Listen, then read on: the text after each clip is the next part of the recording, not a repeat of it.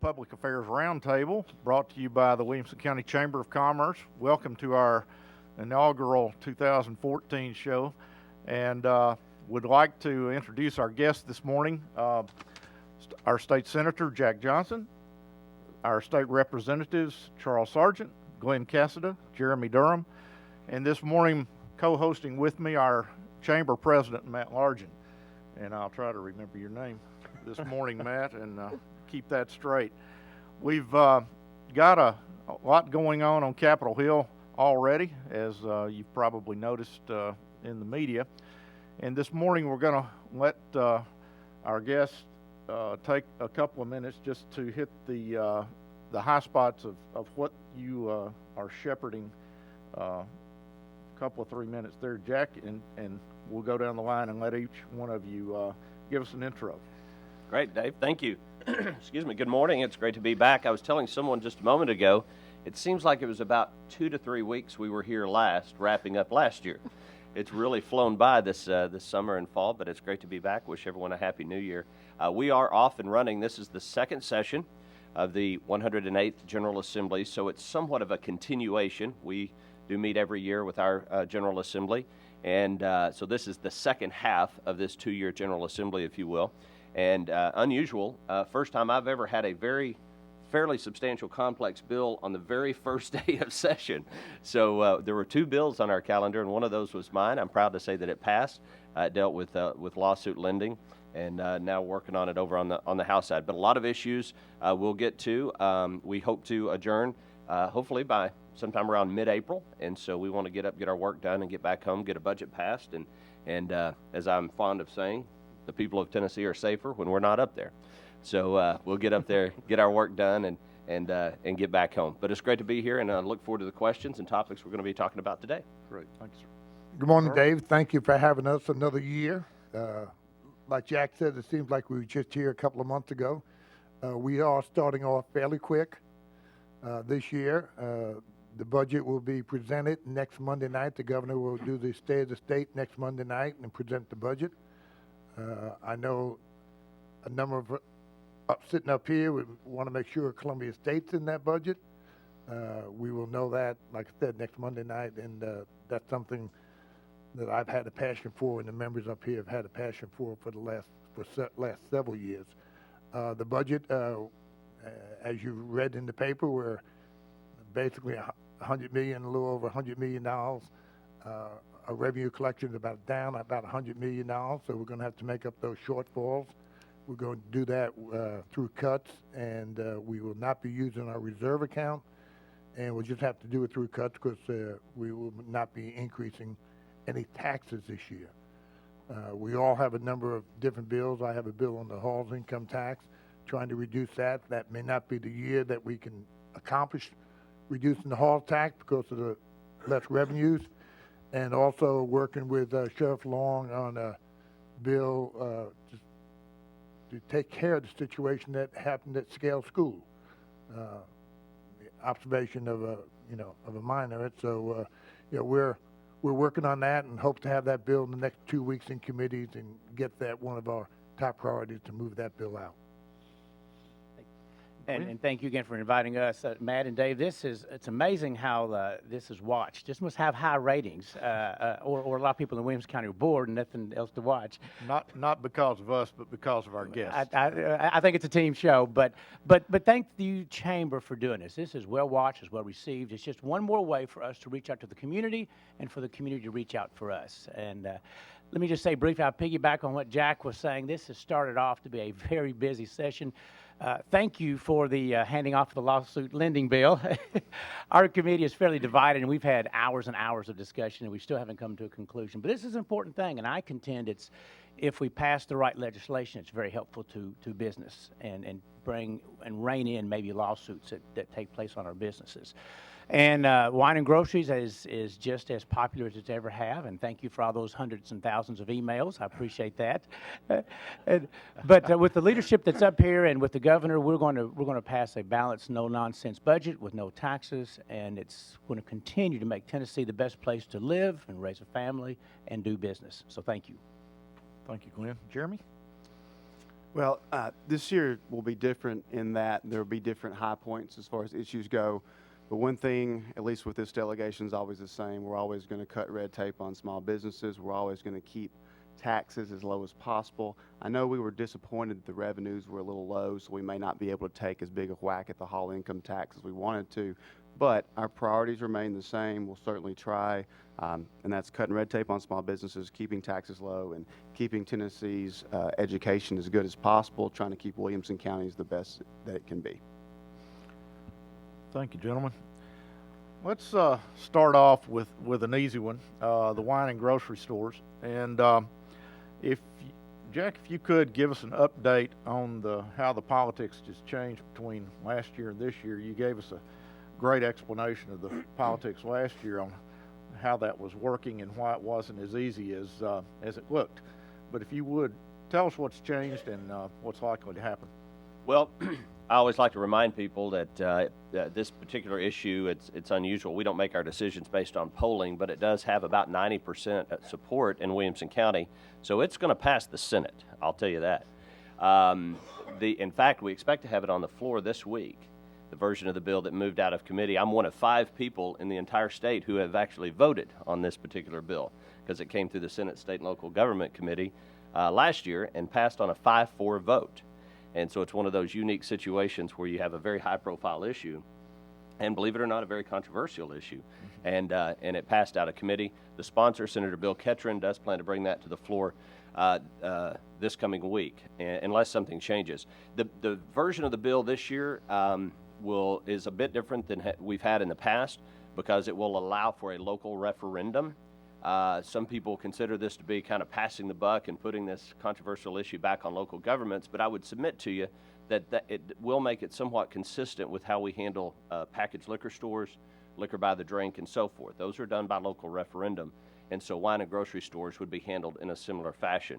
So the latest I'm hearing and I'll let these guys chime in as to what's going on in the House, is that there's some discussion about maybe excluding big box retailers. I personally would be opposed to that. If we're going to do it, I think we need to do it across the board and need to be consistent. And that's the Senate version of the bill that we will be taking up this week, and I do expect it to pass. On the House side, no, sorry, go ahead, Dick. Go ahead, Glenn. I was just going to talk because I'm on the local government committee. I like to tease Jack. He always says that the Senate did their job and the House needs to do theirs, but I tease him. I say, yes, you voted for it in committee, but I voted for it in subcommittee and committee. So we have a little rivalry about that. It'll be back up on Tuesday. I suspect it will pass. The person who changed his vote from the subcommittee to the committee is going to motion to reconsider. So all signs are that we'll get good news. I haven't really had many of the groups come by and talk about possible amendments. So I don't know if we may just pass it clean and then try to add those on the floor. I assume is what we're going to do. But all signs are that we might get some good news on Tuesday. And I spoke to the sponsor this weekend, Dave, and he is, on the House side, is John Lundberg, and he does not favor excluding the big box store. So he's going to try to push through something as close to the Senate as he can get through the committee system. Okay. And so it's moving well. Right. Charles? I believe it's going to pass this year. I think we'll look at a bill that will not exclude the big box stores. I think that's their way of trying to stall the whole bill by throwing these different amendments out there. But after what happened last year, this bill will go through. Okay. Great. I feel very sure. Next, I'd like us to look at a bill that the ones I like to get into on this show are the ones that are more complicated than they look. And Sheriff Long has joined us this morning. He's been working on a bill to limit the sale of pseudoephedrine. Did I say that right? And the drug that's used in meth production. And Sheriff Long, if you would step up and kind of tell us from the sheriff's point of view what's going on and how that affects Williamson County and our district. And then again, that's not as easy as it appears. I've learned, and we want to let our guest here explain that. Thank you, Mr. Pratt. Good morning, distinguished panel. The Tennessee Sheriff's Association has been in the legislature, as they all know, since about 2008, 2009, trying to limit the supply of pseudoephedrine, which is the main ingredient precursor for the production of methamphetamine. And what we're talking about, and we try to remind people, we're not talking about methamphetamine in general. We're talking about the lab production of methamphetamine. We're having people who are being blown up all across the state. We're having motels being exploded from meth lab productions. We had 268 children removed from meth-related homes last year at about a cost of $7 million. The comptroller has said that from 2007 to 2011, the state has spent $70 million in meth-related foster care alone, not talking about all the cleanups and all the other things that do it. In the state of Tennessee last year, there were about 1,691 meth labs that were seized, and that's costing, the cleanup alone is costing about $2 million annually. To make methamphetamine, you have to have one type of a pseudoephedrine, and there are three types of pseudoephedrine. You have a white tablet, you have a capsule, and you have a liquid. We're not worried about the capsule or the liquid. The production of that into making meth is pretty well non-existent. It can be done, but the production level is not as good as the one white tablet. So what we've been pushing is try to get some kind of control over that only one white tablet pseudoephedrine. There are other alternatives that are used or allowed for allergies and colds and things that are readily available. There are two new drugs out on the market right now that also can be used in lieu of those. One is Nexfed, and the other one is Zephyrex D. Those are meth resistant also. So the governor came out with a bill the other day to allow an individual consumer to have 2.4 grams, which is a box of pseudoephedrine initially, and then within a 30-day period, they can go back to the pharmacist. The pharmacist can do what's called an override, and there's a system that is supposed to track the sales, as most people know, and block it after a period of time. But under his bill, the pharmacist would be able to do an override and actually allow them to have 2 boxes a month. And then after that, it would have to be a prescription by a doctor after, I think, 6 months is what the cutoff on his bill. There are about 4 bills or 5 bills currently pending on the control of pseudoephedrine. We're trying to look at it. We understand the concern of the public about co-pays and going to a doctor. And what we thought was a reasonable thing is that if we tried to control just the white tablet and allow them to have all the other over-the-counter, however they want to get it, but on the white tablet is even let the pharmacist issue the prescription on site at the pharmacy. The public would have to go there to pick it up, let them do the prescription and do the interview of the individual trying to do it, trying to purchase it, and that way they wouldn't have to go to a doctor and pay a copay. Chairman Sargent had issues about the sales tax part under the bill that currently is pending. We've resolved that issue. It's exempt from the sales tax exemption. Also, the insurance situation has been cleared. So we've got to do something. It's so rampant. We're pretty lucky in our county that we don't have a lot of meth labs. We had about 8 about a year ago, 2 years ago, and it dropped down to about 3 or 4 this last year. But a lot of places are having them every day and having 2 and 3 a day. And as I said, the danger of the explosion. Also, I'm hearing more and more from people who own rental property who doesn't realize that if someone makes methamphetamine in their residence and it's a rental property, it's up to that rental property owner eventually to make sure that that residence is environmentally sound or cleansed for him to be able to rent that again, and that's cost a lot of money for the cleanup. Now, the state of Mississippi has put in some fairly tight restrictions on the sales of meth or methamphetamine, and how does that compare? And it's apparently had some impact on the meth business in Mississippi. Mississippi and Oregon both have gone for prescription only, and then some counties individually in Missouri have done so. The state of Mississippi dropped their labs 97%. By controlling pseudoephedrine with a prescription the first year that they did that after the law was passed. Okay. Jeremy Durham called my attention to the complications of a bill like this and how it affects different people.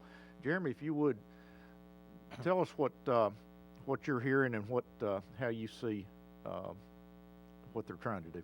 I think the sheriff makes a very compelling argument, especially with the Mississippi numbers on how that it did reduce the meth-related crime.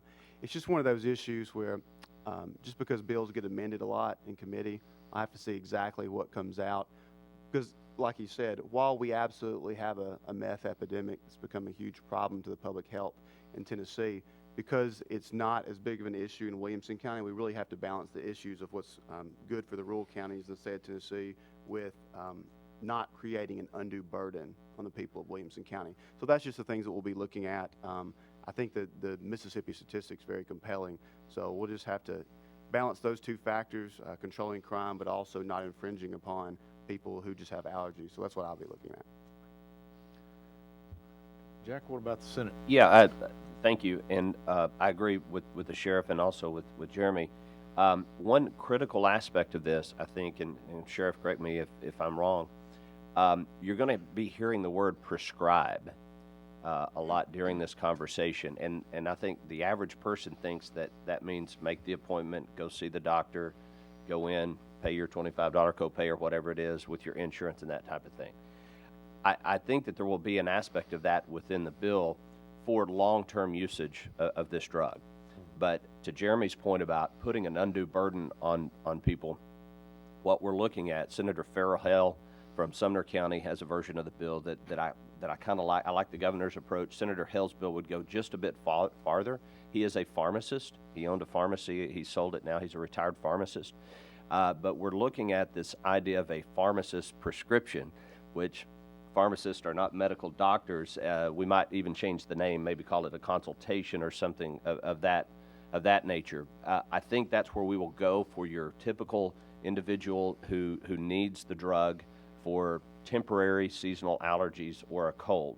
And whether it ends up being a consultation or prescription with a pharmacist, as the sheriff accurately points out, I literally bought some Zyrtec D last night.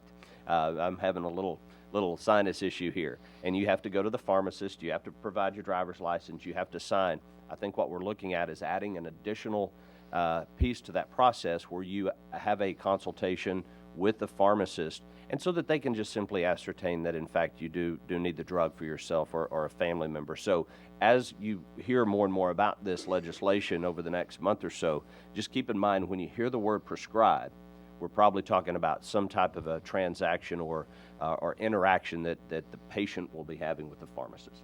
Okay, Charles? And it's true. The sheriff has worked, and the Sheriff's Association has worked hand in hand with people on getting this bill in a place that it can pass. We don't realize the sheriff gave some figures, but every year with the TBI, and most people don't know it, we have to put about $750,000 additional money almost every single year just to do cleanup, because the TBI has the containers to do the cleanup, but we have to train the sheriff's people.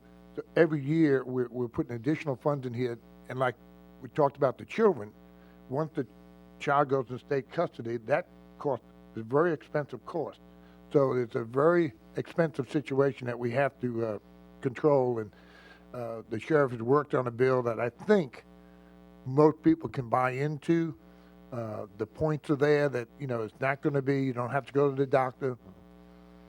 The other thing that was concerning was over-the-counter medicine you pay sales tax on. Prescription medicine you do not. So we solved that problem. Even on this, you will pay. So if you're looking at $5 million, or I'll say $10 million in sales of over-the-counter, and all of a sudden we lose that, well, we just lost $700,000 in sales tax revenue just on one little over-the-counter drug.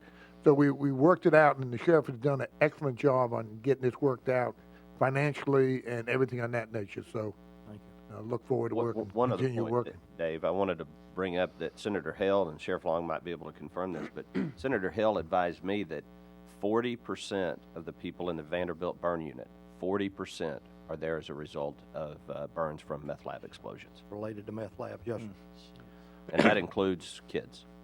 It's a Glenn? real problem. Glenn, have you got any? No, I Any- don't. Nothing new to add. I do. We've got to get a hold of this. And Sheriff, I thank you for your due diligence. Sheriff associations across state, and you have taken a real leadership on this and a whole host of things. And concurrently, we want to weigh the cost for the consumer. We don't want this to be a burden on them, but we do have a problem, and it has to be solved. Tennessee has been number one now for the past 2 or 3 years in the nation on meth lab production. You know, and it's time that we become number one for something else other than meth lab production. Yeah. Right. Well, thank you for being with us. Thank you. Mr. Sheriff, and thank you, gentlemen, for explaining the complications of some of these bills. Really appreciate that. My co-host this morning, Matt Largent, is going to address a couple of things regarding education that are on the Hill this morning. Matt? Thanks. That's a tough segue from meth labs to education, but I'll give it a shot. Thanks, gentlemen, for being here this morning. We really appreciate it. It's a great chance, I think, to go in depth about some issues that are important to everyone. So thank you for taking time to do it.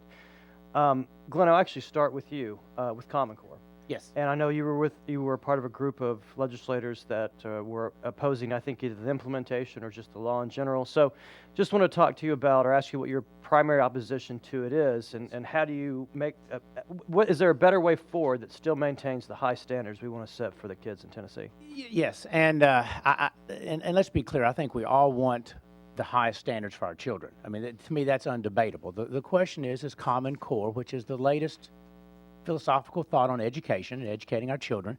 Is that effective? Is it going to work? And myself and several legislators over the past years have seen one educational theory come down the pike after the other. No Child Left Behind was the latest. We spend a lot of money as taxpayers, and at the end of the day, everyone has, in essence, failed. And so I think a lot of legislators, including myself, are saying, let's watch. Let's let other states implement this standard, and let's just make sure it is effective. Let's make sure it's worth the millions of dollars that local government will spend, and let's make sure it's effective. And so with that said, there's a bill out there from Rick Womack out of Murfreesboro that will delay Common Core for 3 years. And I think he's kind of taken the Missouri approach, which is show me. Let's see if it works in other states. If it does, then we'll adopt it as well. And so that's kind of where I am as well on that issue. Concurrently, if that fails, there are several bills that are being put together on the House side, but we will include the Senate, that in essence, Charles has signed on to a couple of them. In essence, it adds transparency to this process. We need more parents involved in picking the textbooks. We need more parents involved in making sure that when our children are tested, that personal information stays in the state of Tennessee. Anything that's passed out in the classroom is available to the public. In essence, again, we need to make this transparent. And so that's kind of what's taking shape in the House as we speak. Great, thanks. Anybody else want to weigh in on Common Core? Just briefly, I think higher standards generally are a good thing, but you just have to, weigh that against, the main argument that I hear against it is that people are worrying about the state giving up any appearance of, they just don't, a lot of the soccer moms who are calling me about it, they just don't want to give up any power over education. They feel like that we're letting outside people dictate what we're doing. And that's really the majority of what I'm hearing about it. There are some people who want to stay the course, but I'm hearing a lot more from the other people. Well, and the collection of data is one of the biggest things, and the state has come out saying that data will not go. They collect data now with different tests they take, but this one is going to collect a little more data, but we will not transfer that over to the federal government. That was a major concern about the amount of data they're doing and collecting. And the other thing I think Glenn said is that, if my son or daughter or my grandchildren, I have 2 in Williamson County School, if they're taking a test or if they have a textbook, I believe that material should be able to come home to the parents. And there are some things they're not letting the parents see or go out of the classroom. So I think we have to, make sure that we are open and transparent, that, we don't have things and say, no child, these children cannot bring that home. I don't care if it's a textbook or printed material, they should be able to bring that home so a parent can see some of the things that they are doing. So, there's a number of bills out there, so, we just have to work this out. And actually, it gets, let me stay with you, Charles, and you referenced it earlier in the introduction about Columbia State. They've become a increasingly more and more of a workforce development partner for the Chamber, especially in lieu of their new campus. Can you talk a little more about what the status is and what you think is going to happen with that, Charles? I probably cannot talk about the status because the governor is going to do the State of the State address next Monday, and at that time we'll know exactly what's if the funding is going to be available. I feel comfortable, but until the governor comes out and puts it in the budget, then I know it's in the budget. So next Monday. But that's a very important issue to all of us sitting up here, something I've worked on for a number of years. And Janet Smith, the president, is here in the audience, and she has worked diligently with the chamber and businesses on seeing exactly what Columbia State needs to be teaching. IT jobs, nursing jobs. These are the jobs that we cannot fill at the present time. We don't have enough people to fill some of these jobs, and she's very aware of this and working very closely, I know, with Matt, with you, and the businesses. So hopefully Monday night, about 7 o'clock, we'll know if the funding's in there for Columbia State, and I look forward to, we all look forward to making that announcement on next Tuesday morning, that funding will be available. Okay. Thanks. Great. I'll follow up a little bit on the data collection piece of the puzzle there. When my sons have taken the PSAT, I believe it is, shortly after they take that test and the results come out, we start getting flooded with stuff from every university, around, from, here to New York. And, is that what we're talking about, that kind of information release, or is there something else that is a concern? I'll chime in here very quickly on the data collection. Part of Common Core, boy, I spent 2 consecutive days in some Senate hearings on Common Core, hearing from advocates and opponents, and there's so many moving pieces and parts, it's kind of hard to get your mind around. But on the data collection side, under Common Core, there will be over 400 points of data collected on every child. And this has to do, it could be dealing with learning disabilities, whether it's a single parent household, family income, various types of things. And so I think there's a legitimate concern about that data being collected. Where does it go? I've used the example, and I have 3 kids in Williamson County schools. I certainly don't mind my child's principal knowing if they have a learning disability. Thank God mine don't. But if they did, I certainly have no issue with them knowing that. Or if they have asthma, or if there is some type of condition or something relative to the education of my child, I don't mind that information being known at the school. I probably am okay with it even being submitted to the district office if the need be. I start to get uncomfortable when that data that's being collected, 400 points of data collected on my child, is remitted to the state. And I certainly get very concerned if it's going to be remitted to the federal government. And so those are some of the current concerns we have. That's just one tiny little aspect of Common Core that has created a great deal of concern out there for parents. So there are a number of bills filed, Senate and House, that deal with Common Core. Those will all go through the respective education committees. On the Senate side, our education committee chairman is Dolores Gresham. She is a Marine, a retired Marine, and she is a no-nonsense person. I tell you, I have tremendous confidence in her. She is a staunch conservative, and she's going to do a great job, and I know that they will on the House side as well. But so I'm kind of, since I'm not a member of the committee, I'm certainly watching it very closely. Chairman Gresham allowed me to sit in on the Senate hearings that were held over the summer and fall with regards to Common Core. But on the data collection, just to put it into perspective, the Common Core was an initiative that originated out of the National Governors Association. It didn't come from the Federal Department of Education. However, after the NGA came up with this particular program, the Obama administration and Arne Duncan, who's Secretary of Education, came out and embraced it and endorsed it and said that this is a great thing for states to enter into. One last thing that Jeremy touched on that's a critical part of this. Education policy should be decided at the state and local level. It should not be dictated from Washington, D.C. And even though this did not originate from the Federal Department of Education, they have embraced it and they've recommended it. They've tied funding to it. And so you can start to see concerns about a slippery slope of us abdicating our right as a state and Williamson County and Franklin Special's right as local education authorities to establish education policy. I don't care if it's a Republican or a Democrat or anyone else. I don't want bureaucrats in Washington, D.C. deciding what we teach our kids in Williamson County. And advocates of Common Core would say that's not what's happening. However, you have 36 states now that have adopted Common Core standards. So they may be great, they may not be great. You'll have education experts on both sides tell you this is the greatest thing in the world, and you'll have others that'll tell you that we're dumbing down the standards. So we'll listen to all of that. But at the end of the day, we're not going to give up that right to decide those things in Tennessee.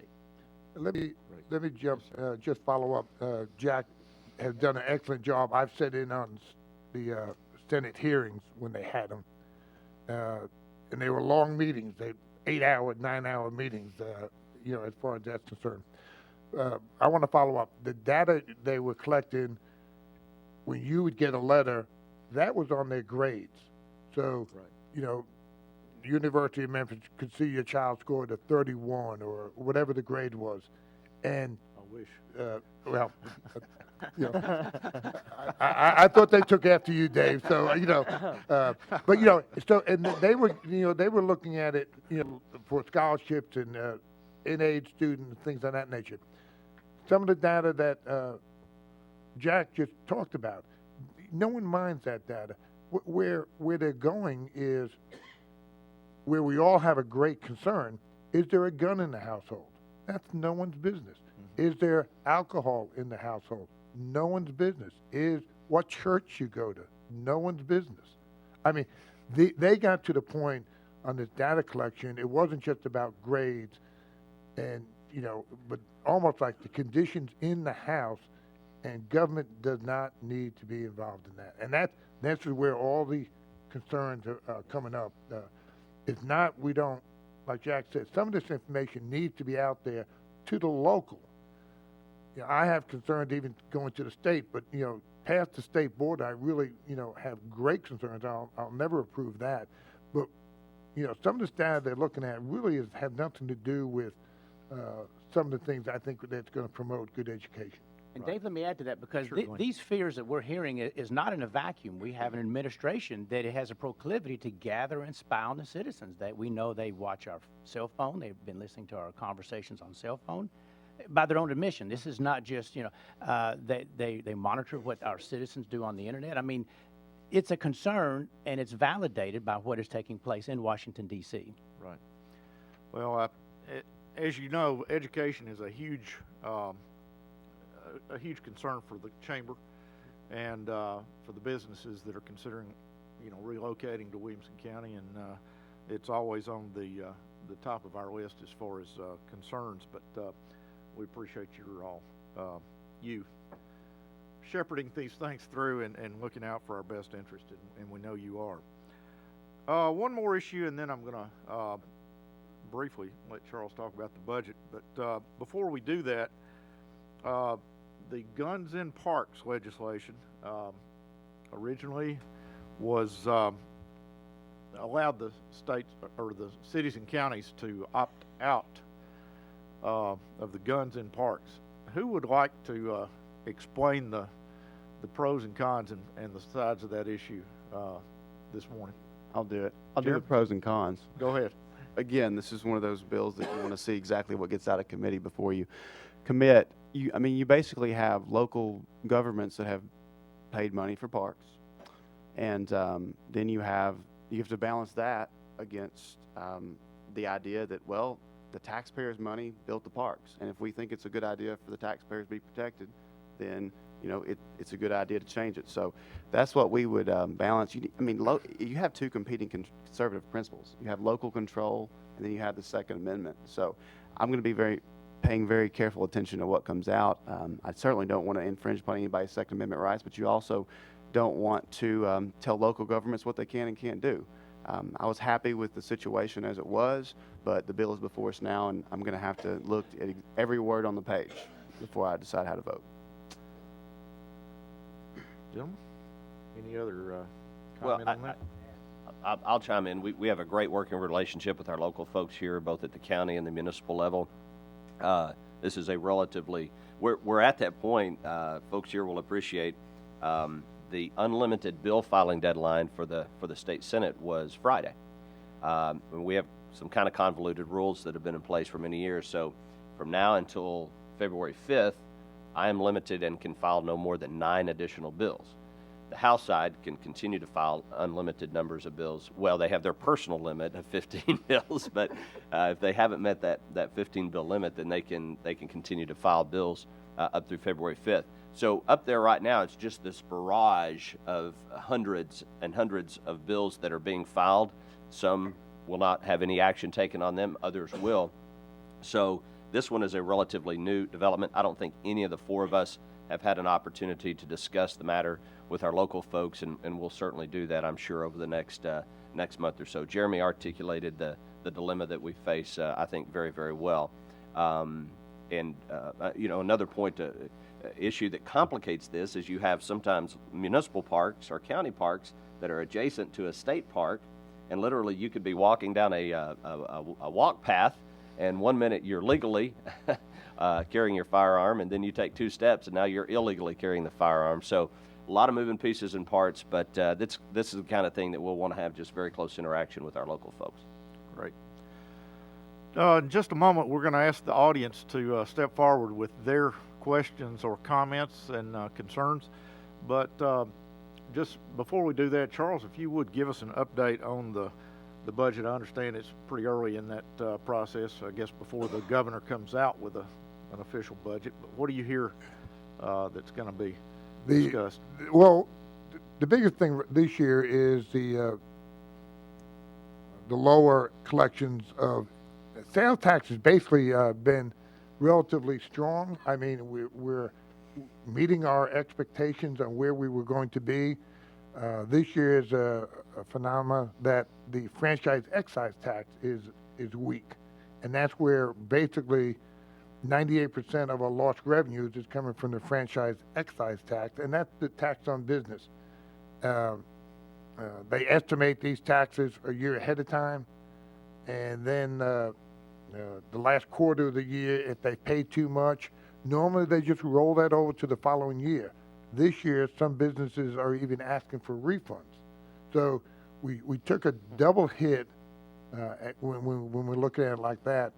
So we're not sure exactly what it's going to look like for the first quarter of 2014, but we have to assume that the revenues are going to be flat on the F&E tax, and we're basically 98% of our lost revenues is coming from that one tax itself. As you know, we're very heavily reliant on 2 taxes, our sales tax and their F&E tax. That they make up about 72% of all our tax collections. So when you have one of those down, it does hurt. Right. So the governor is working on his budget. Through October, November, he had budget hearings with all of the departments, and he asked the departments to take about a 5% reduction in their budget, and they came back with their recommendation. Now the governor is for December and January. He's gone through the budget, basically how the process works, and now February the 3rd, he'll present the budget to a joint session of the House and Senate next Monday night.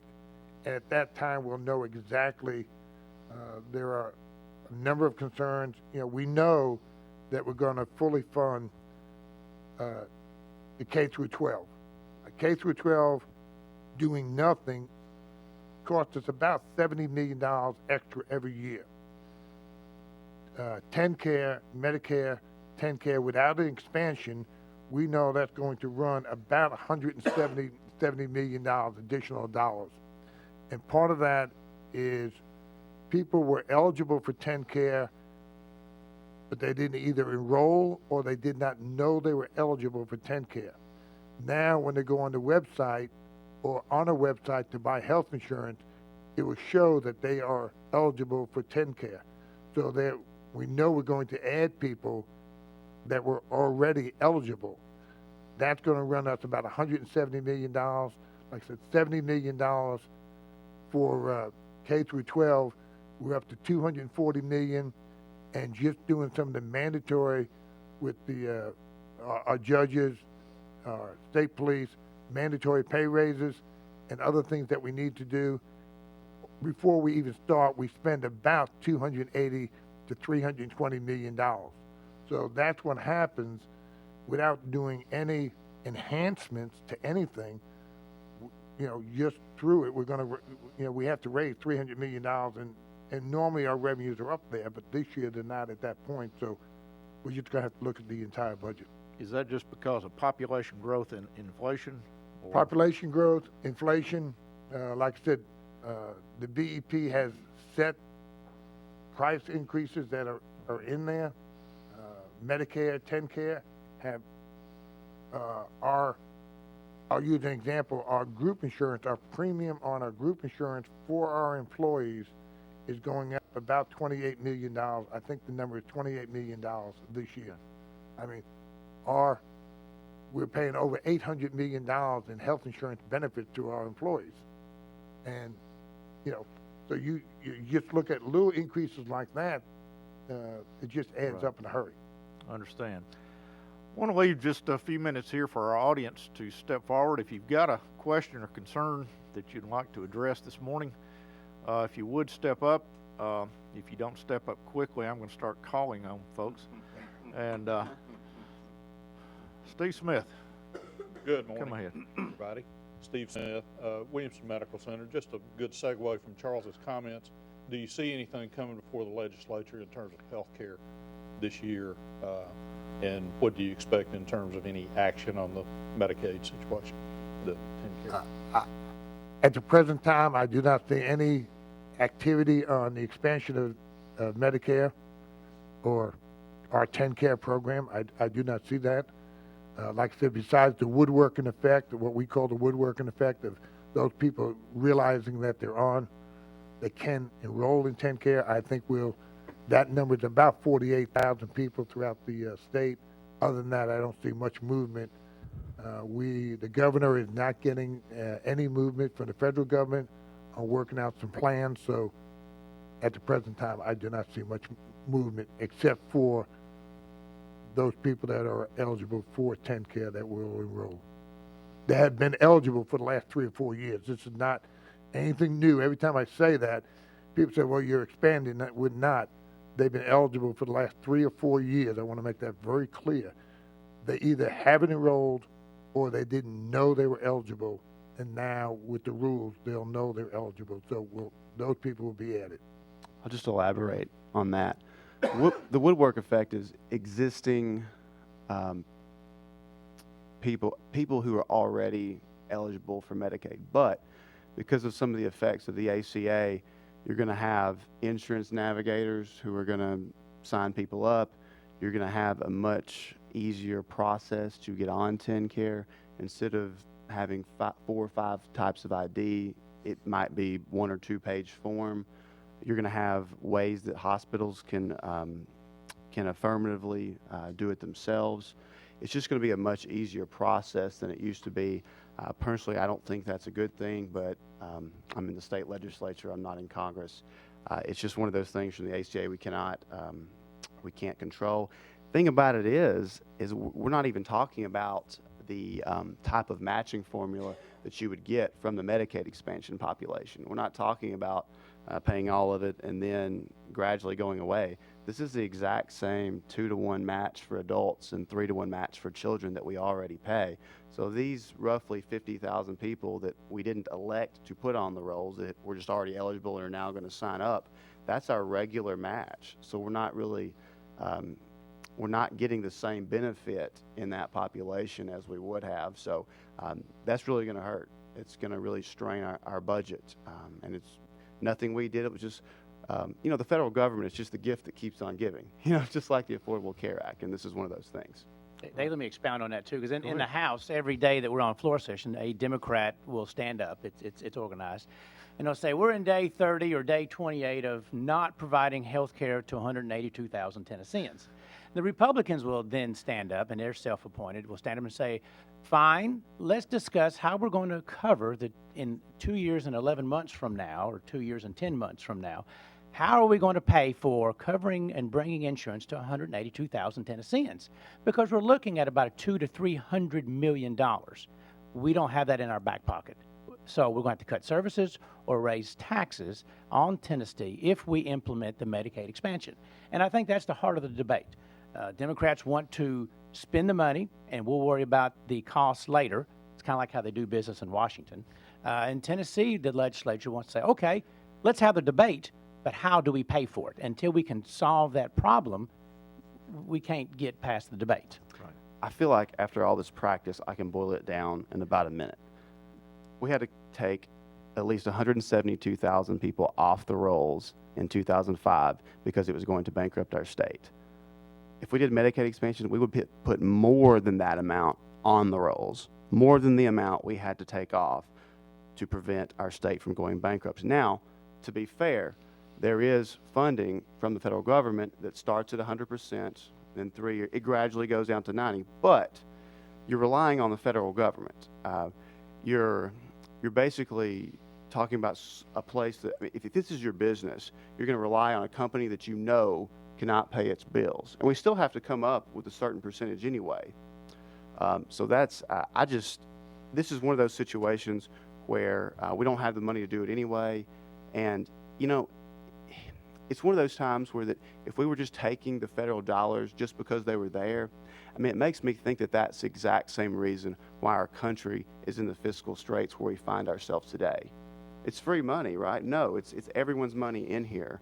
So, I just feel like decisions like that, like we just need to take it because these federal dollars are available. It's the exact same reason that our country is where it is right now.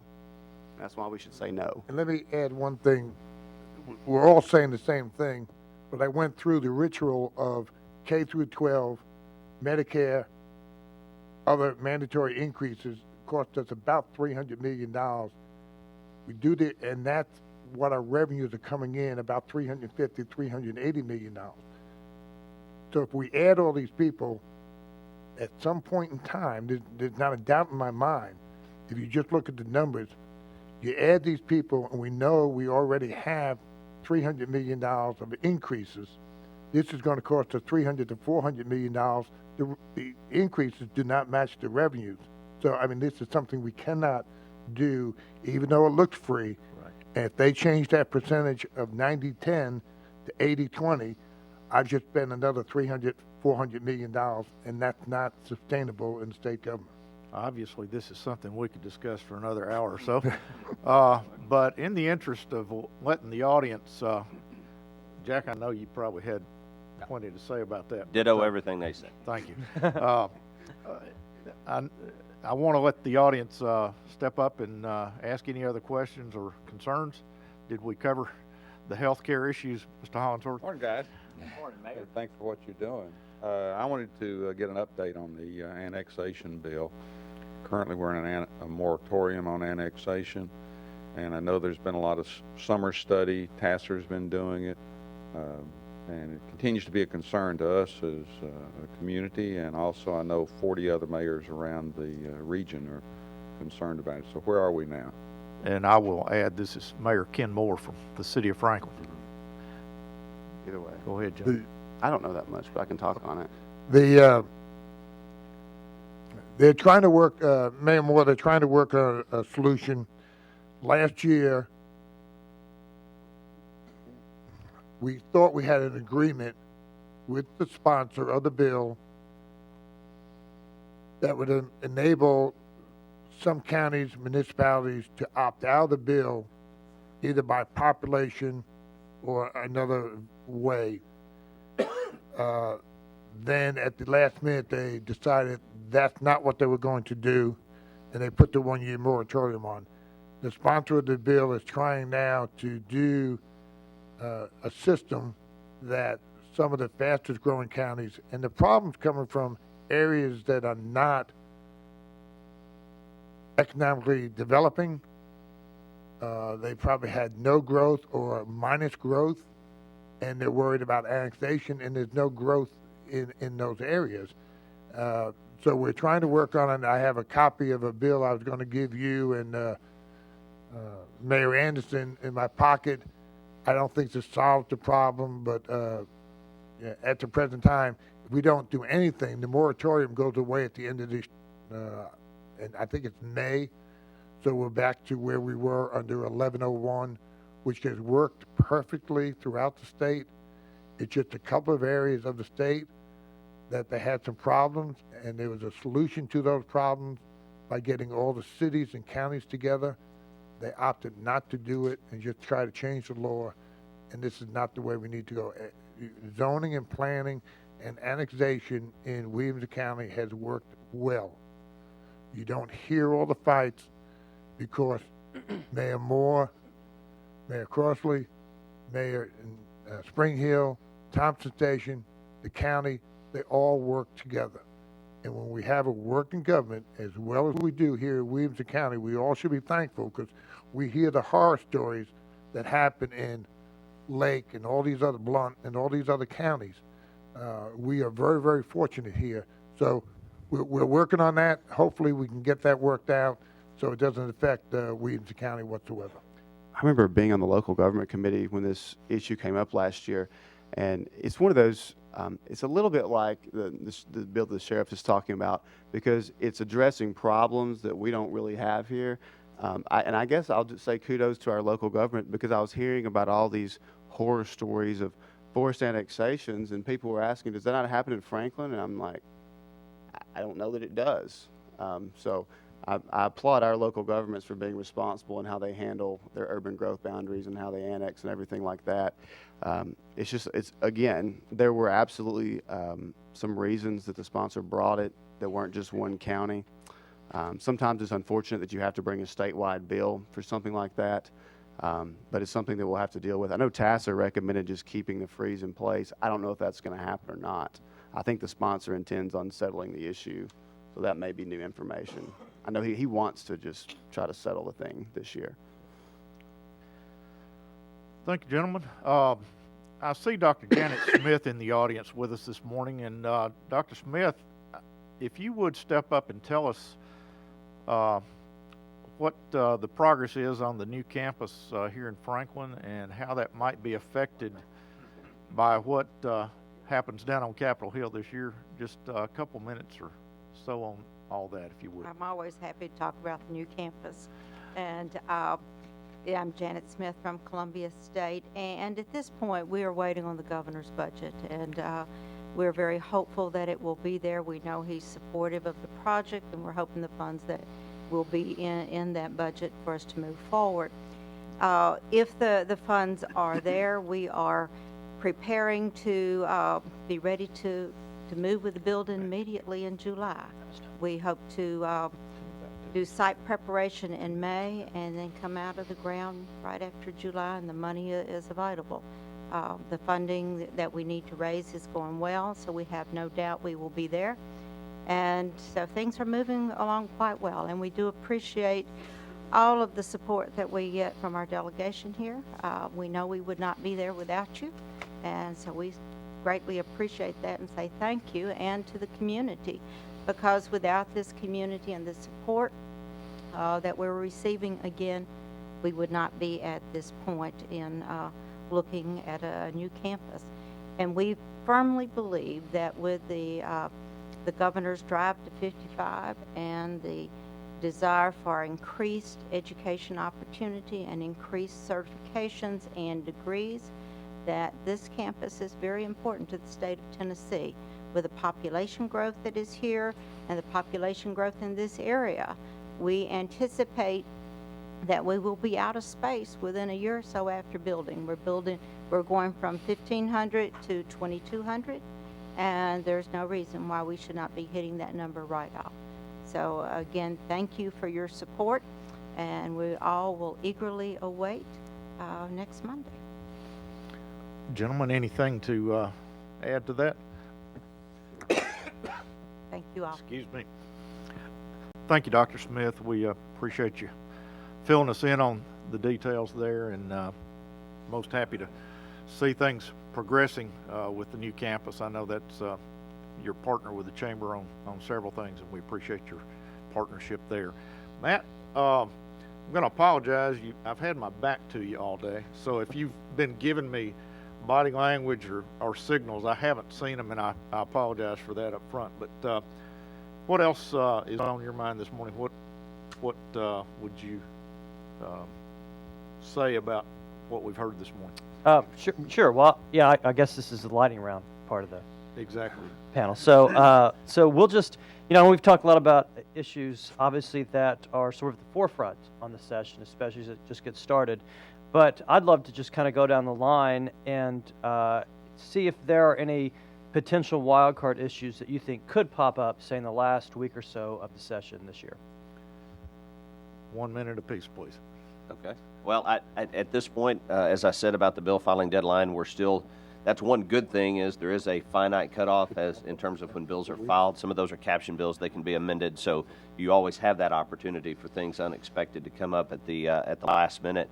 But we've really been encouraging folks up there, and we're all in leadership in some degree or capacity. And as chairman of a fairly high volume committee in the Senate, I've really put the word out to members and other stakeholders to say, you better be working on your legislation well before session starts, because once we get going, we're off and going. So if you've got complex bills that you expect to move on this year, we need to get them in. So we hope we've got a pretty good handle on it right now. And I didn't give you any specifics in terms of wild card issues, but I think you're going to see more of the same: pro-business, improving education, keeping taxes low, etc. Charles? The last couple of weeks, the only wild card there is really the budget. All the bills have basically been through, so it's just putting the final numbers to the budget is the only thing that can happen in the last 2 or 3 weeks. I mean, all bills at that time were either passed and all committees are closed down. We're just working on the final numbers on the budget. Great. Glenn? Usually the contentious things do pop up the last week or two, but for some reason the moon must be full. The contentious things are starting up at the beginning. Lawsuit lending, Common Core, wine and groceries. I mean, the list is ad nauseum. With that said, I can only imagine what the last week's going to be like. So hang on. Great. Right. Jeremy? I have no idea. My last few days were so unpredictable that I'm not even going to sit here and predict what might happen at the end. There were things that I thought would just sell through that just I saw the wheels fall off at the end. I guess that's why they're wild cards, but I don't really know after that first one. I'm hesitant to sit here and predict. We've got a couple of minutes left, Matt, so... Can I make one comment about education that I think is important, because we had a good conversation, Absolutely. I think, about Common Core. We would be remiss if we didn't acknowledge the governor's recent announcement, I guess, a couple months ago about our progress we have made in the state of Tennessee over the last couple of years with the NAEP test, which is a standardized test given to 4th and 8th graders. And we went from I think it was number 47 in the nation to number 35. That's not where we want to be. 35 is not good enough, but we have made significant educational progress in the state over the last couple of years. And let's focus some on the positive, some on the negative, and I think it's important to acknowledge that. And I know she's signaling you on Right. time-wise, but let me follow up on that. And we all should be very proud of what Dr. Looney and the school system and Dr. Snowden have done in Williamson County. And our grades are some of the top in the nation now on improvement. So, I mean, we have to acknowledge them because they've done an excellent, excellent job. Really appreciate the color you've added to what's going on Capitol Hill, gentlemen. Matt, appreciate your help. We didn't make it to the judicial selection process, the medical marijuana bill, or the bill to require school districts to teach U.S. history in certain ways. So we hope our audience will be back with us on the 4th Monday in February. I don't have that date in front of us, but we'll look forward to seeing you again then. Thank you very much. Appreciate your being here.